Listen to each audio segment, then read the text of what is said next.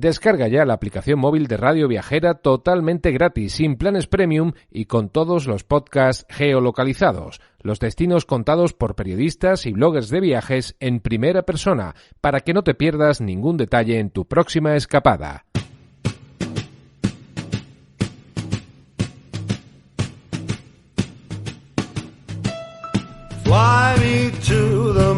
Estás escuchando El Viajero Accidental con Luz Picos y José Luis Conde del viajeroaccidental.com en radioviajera.com.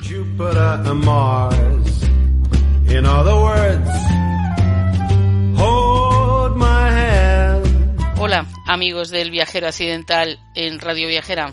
Aquí estamos de nuevo, una semana más, Luz Picos y José Luis Conde, para acompañaros recorriendo el mundo y contándolo. Volvemos a Cantabria. Vamos en concreto a la capital, a Santander, porque hoy toca hablar de Santander la Marinera.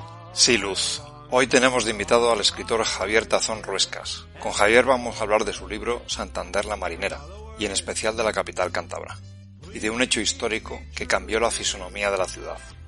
El 15 de febrero de 1941, alimentado por un fuerte viento sur, un enorme incendio destruyó 120.000 metros cuadrados de Santander. 10.000 personas se quedaron sin hogar. La principal zona comercial de entonces desapareció pasto de las llamas, y los cambios urbanísticos posteriores conformaron la ciudad que ahora conocemos. Javier narra esto de forma novelada en su libro, y con él lo revivimos en esta charla en la librería La Vorágine, en Santander.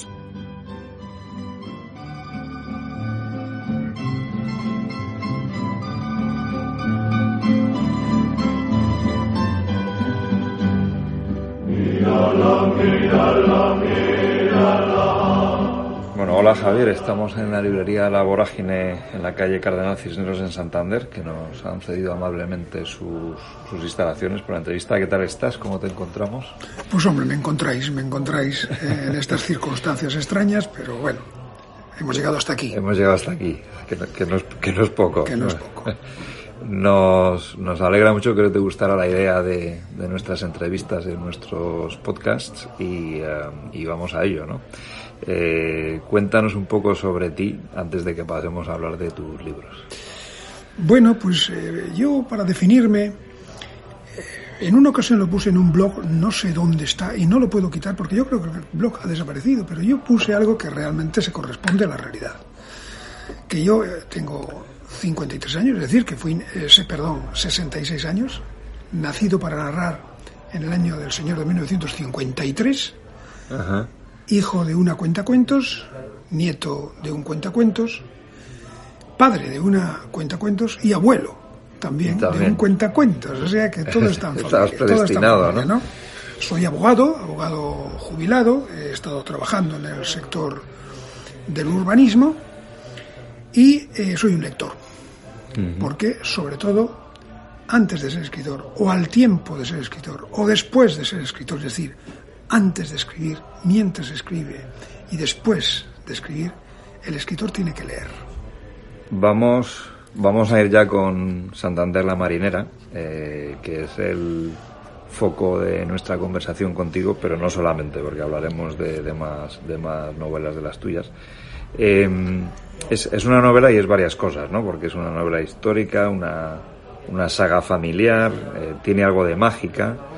¿Cómo surgió Santander la Marinera?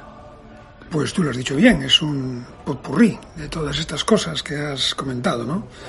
El tema de urbanismo es un tema que atraviesa la novela de parte a parte. Yo soy abogado urbanista y luego te cuento pues cómo fui entrando en contacto con la problemática de esta novela. También tiene elementos de fantasía realista, no realismo mágico. No, sino fantasía realista, que es otra cosa totalmente diferente. Es una fantasía que trasciende el realismo mágico y que se vincula con la saga fantástica de Torrente Ballester, saga Fuga de J.B., o con Álvaro Cunqueiro, ¿no? Es una forma de narrar muy gallega, que algún gallego hoy todavía la mantiene. Yo, en cierto modo, soy cántabro de nacimiento, pero por alguna casualidad mística, soy gallego de espíritu. De espíritu. Sí. Es curioso que digas eso de cántabro y de alma o de espíritu gallego. Justo nosotros en el Viajero Accidental, las dos partes del Viajero Accidental, mi socia es gallega y yo soy el madrileño de padres cántabros, con lo cual somos también una mezcla gallego-cántabra. Sí. Exactamente. Ya nos has dicho cómo te documentas. Bueno, nos has dicho el origen, más que cómo te documentaste totalmente, el origen, ¿no? O sea, ¿fue fácil por tu profesión de abogado, entendemos? O igual no, o igual fue todo lo contrario. Fue fácil mi condición de abogado urbanista. En ese sentido, pues yo tenía un conocimiento claro de cuáles eran los instrumentos urbanísticos adecuados, los que se utilizaron y los que se dejaron de utilizar. Bien. Pero yo siempre que hago una novela, y esta es una novela histórica en cierto modo, siempre chupo rueda, ¿no? Busco algún autor con el que yo coincida y esa obra suya me sirve en cierto modo de punto de referencia, porque los novelistas no debemos ocupar el espacio de los historiadores ni de los estudiosos. Lo que debemos hacer es aprovechar de alguna manera su conocimiento y seguirlos, que además parece algo sensato y coherente. Nosotros no podemos saberlo todo, tenemos que fiarnos. Entonces me guié de la obra de Ramón Rodríguez Llera, Reconstrucción Urbana de Santander 1941-1950. Aparte de eso, bueno, pues, tenía los datos profesionales de la escritura y tenía la referencia familiar. Porque yo fui de una familia muy implicada en la reconstrucción de Santander. Y en cierto modo fui hijo de la pequeña burguesía santanderina que nace tras el incendio y que da tono a la ciudad. Que esto es importante, la gente no lo sabe. Da tono a la ciudad. Cuando viene, ahora ya no tanto, pero antes cuando venía alguien de fuera decía: es que fui a una tienda y me trataron mal, oye, como si quisiera que me fuera. Y claro, ellos no entienden por qué. Sí, es porque el hijo del pequeño burgués tendero era el amo. Eran los únicos que vendían, no tenían competencia. Y eran los que marcaban el temperamento y el carácter estúpido del santanderino medio, es decir, del pijo, ¿no? Pero Santander es otra cosa, ¿no? Y eso lo comprendí y creo que lo he plasmado lo mejor que he podido en la novela. Creo que sí, claro, si lo he conseguido. Yo creo que sí, porque hablas de la familia, el tronco, digamos, es la familia Cabarga, que ya has descrito que se relaciona con tu familia, ¿no? Sí. No es tu familia, pero de hecho, relaciona... uno de los apellidos de mi familia es Cabarga. Es Cabarga, ¿no? Es uno de ellos. Exactamente. Sí. Que representa lo que es el crecimiento del Santander en el siglo XX, ¿no? Sí. Ese desarrollo de la ciudad, ¿no? Esa pequeña burguesía. Todo muy relacionado con un hecho histórico que quizás se conoce fuera de Cantabria, probablemente se conoce poco, que es el incendio de 1941, ¿no? Que cambia la ciudad radicalmente, ¿no? Si nos puedes comentar sobre eso, porque probablemente la gente que ahora viene a Santander a conocerla probablemente no entiende cómo cambió el incendio, la fisonomía de Santander. El incendio de Santander de 1941 cambió la fisonomía por completo porque se cargó la historia. Fue una operación quirúrgica. Alguno pensó que fue de mano divina porque se quemó todo el Santander antiguo, pero no murió nadie de Santander. Sí murió uno, murió un pobre desgraciado, un bombero de Palencia, ¿no? Pero no murió nadie de aquí. Entonces decían que esto es una obra de cirugía divina. Claro. Pero es que, si te fijas, lo que se quemó fue todo lo que existía en el tiempo moderno de lo que fue el interior de la muralla medieval de Santander. Ahora estoy escribiendo otra novela en la que hablo también del incendio y hablo de la muralla, y realmente me quedo sorprendido porque es que fue absolutamente todo, como si todavía existiera la muralla, como si la muralla hubiera sido un muro de contención. Ajá. Nos hemos quedado sin historia. Y entonces Santander se reconstruye a partir del incendio con dos alternativas diferentes, con dos sensibilidades urbanísticas. Una sensibilidad era la de reconstruir Santander tal cual. No habría sido lo mismo, pero habría sido algo razonable, comprensible, se habría salvado parte de la historia, Se habría salvado el Palacio de Torre Ciudad, se habría salvado el Palacio, la Capilla de los Escalantes, se habría salvado el Palacio de la Inquisición, en fin, se habría salvado. Pero había otra alternativa, que es la que triunfa, y es la urbanística pura y dura de ganar rendimiento y aprovechar para hacer una ciudad mastodóntica que sirva como punto de referencia de la capacidad de reconstrucción del régimen en aquella época. Se opta por esto. Y esta opción supuso una transformación física de los elementos geográficos de la ciudad. Se derriba el Cierro de Somorrostro y se crean y se trazan nuevos viales anchísimos con una serie de alturas, con excavaciones profundas. Y claro, cuando excavas, ¿qué consigues? Volumetría por abajo. Y las alturas eran 4, pero claro, por una serie de artes que yo estudié muy a fondo, se consiguen retranqueos en alturas por arriba. Por lo tanto, un edificio que podía tener 4 alturas consigue 2 por abajo y 4 por arriba. Oiga, que estamos duplicando el volumen. Bueno, esto fue lo que se consiguió y esta fue la opción.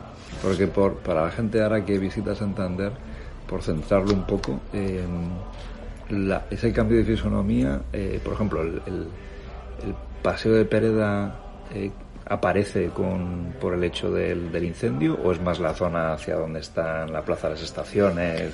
La persona que visite Santander tiene que situarse en la Plaza Porticada y en el Ayuntamiento. Todo el espacio comprendido entre la Plaza Porticada y el Ayuntamiento se quemó.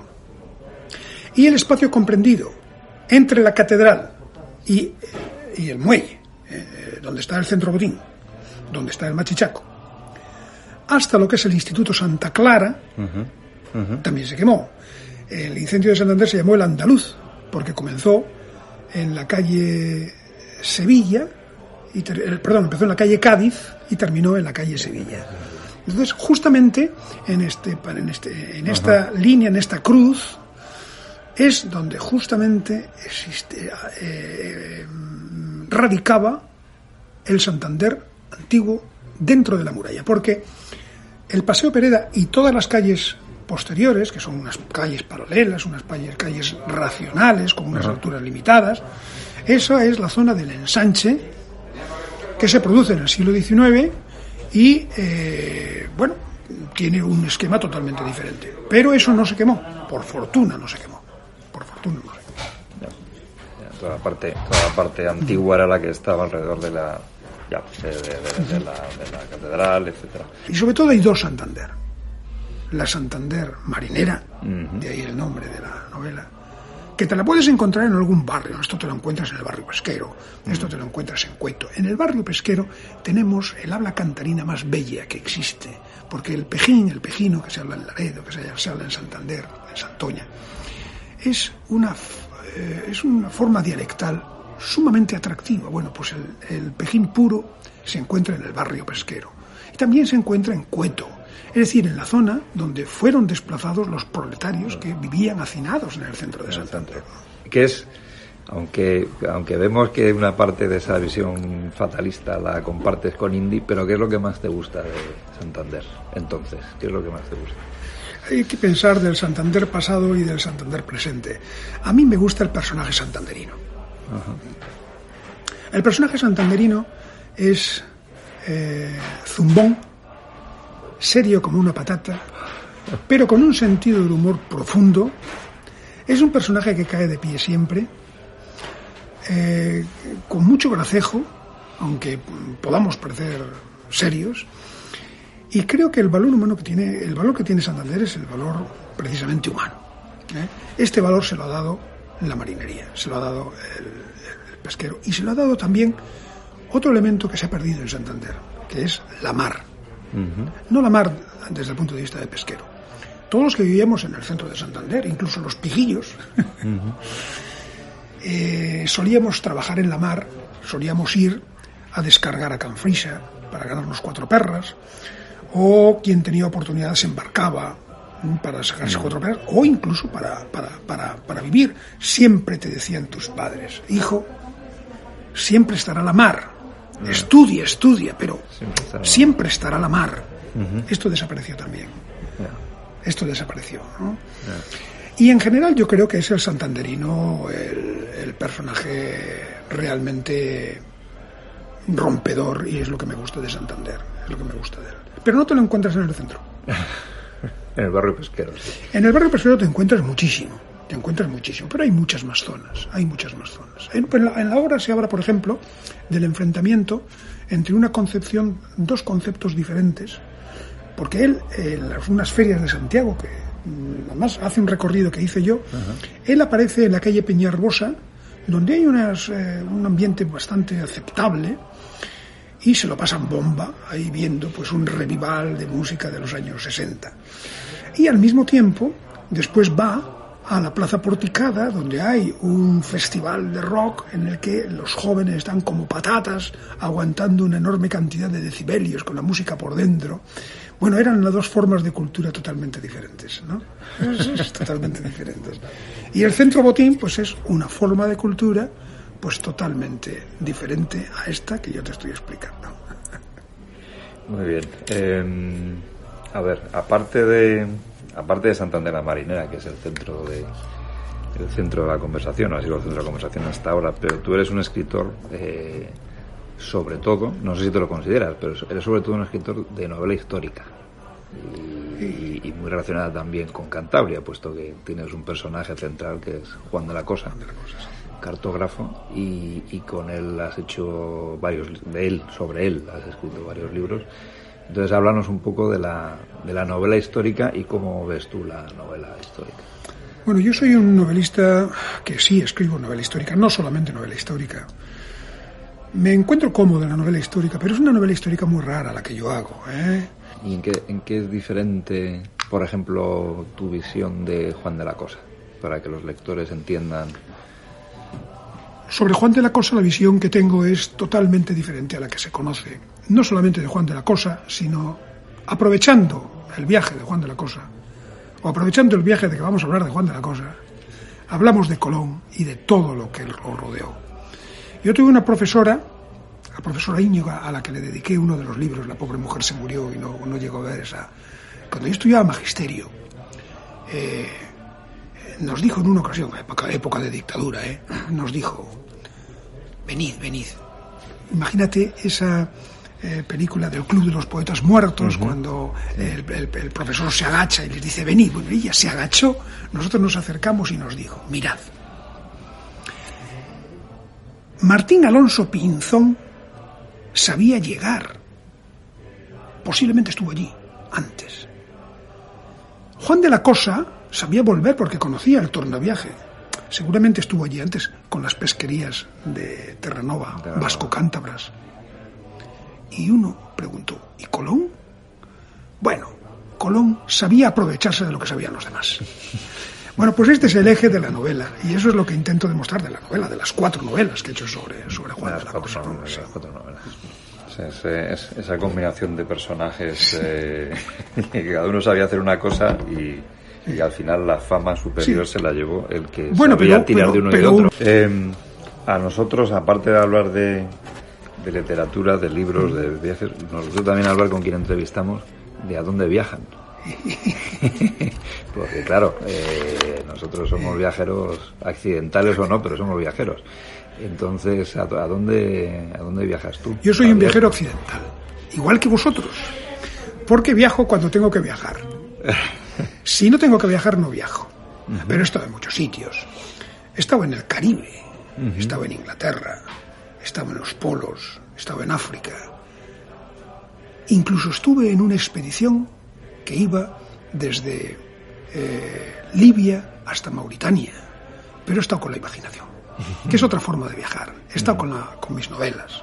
Sí. Pues nos ha encantado estar hablando contigo, Javier, todo este tiempo. Y a mí con vosotros, que me habéis aguantado. Y te lo agradecemos mucho y nada, y seguiremos en contacto y seguiremos hablando y seguiremos leyendo tus novelas de Juan de la Cosa y de otros temas, como por ejemplo La estirpe de Velarde que estás presentando ahora, ¿no? Sí, señor. La estirpe de Velarde, que la presentaré luego en la Feria del Libro. Nos ha encantado esta combinación de viajes e historia con Javier Tazón. Os recomendamos hacer la ruta del incendio en Santander, señalizada con varios tótems, que conmemora la catástrofe de 1941. Siempre un placer recorrer y hablar de la tierruca. Gracias a los técnicos de Radio Viajera, Mary y David, que hacen posible que lleguemos hasta vosotros en cada episodio. Ya sabéis que el podcast de este episodio estará en breve en la mayor plataforma mundial de podcast de viaje, Radio Viajera, y en las grandes plataformas generalistas. Y ya sabéis que nos podéis visitar en nuestra web, elviajeroaccidental.com. Hasta nuestro próximo viaje compartido con vosotros.